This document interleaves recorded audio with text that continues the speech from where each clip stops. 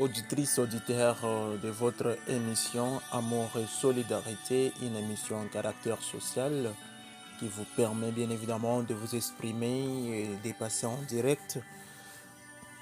Aujourd'hui, dans ces nouveaux numéros, nous allons discuter sur une thématique particulière, une thématique qui parle sur les viols, les violences sexuelles faites aux femmes de la province du Sud Kivu depuis les années 1990.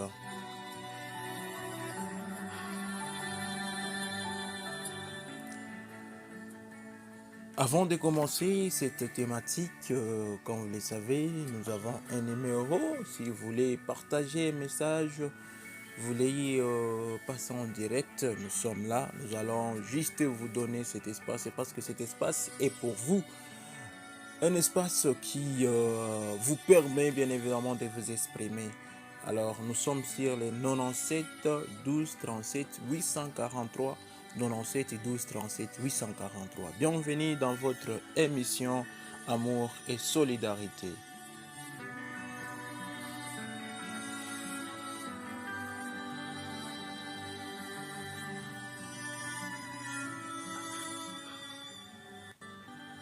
Nous allons discuter sur les conséquences des viols que les femmes subissent. Alors, mesdames, messieurs, comme vous le savez, les femmes sont l'objet souvent des menaces, les femmes sont l'objet des tortures et des coups de blessures. À chaque fois, il y a un viol. Alors, aujourd'hui, nous allons discuter vraiment davantage et savoir quels sont les moyens pour y remédier.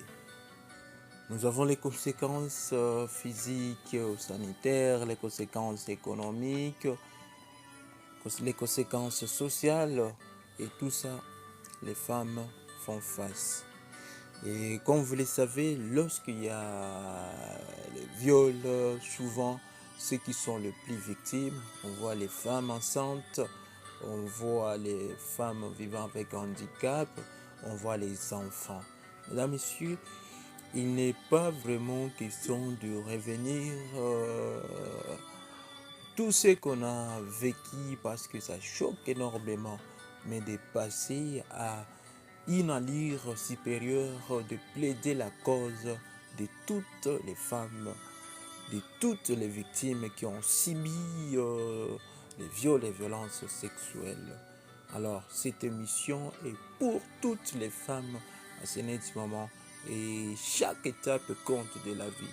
On ne peut jamais oublier vraiment un acte qui a été commandité par les belligérants et qui a sémé la division dans une communauté, dans une culture des gens. Alors, nous avons des gens qui doivent être traduits à la justice.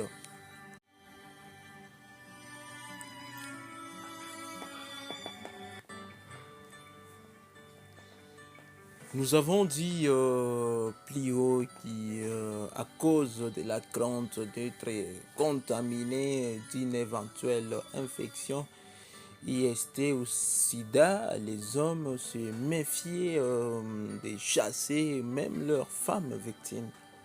Les enfants qui ont assisté au viol de leur mère ou de leur sœur arrivent à fuir la famille pour une destination inconnue parce que les regards de leur mère doivent être distingués et lorsque on viole une maman devant ses enfants, devant sa famille, mesdames, messieurs, et les enfants n'arrivent pas à digérer tout ça. Les enfants sont traumatisés et arrivent même parfois, les enfants fuient leur famille.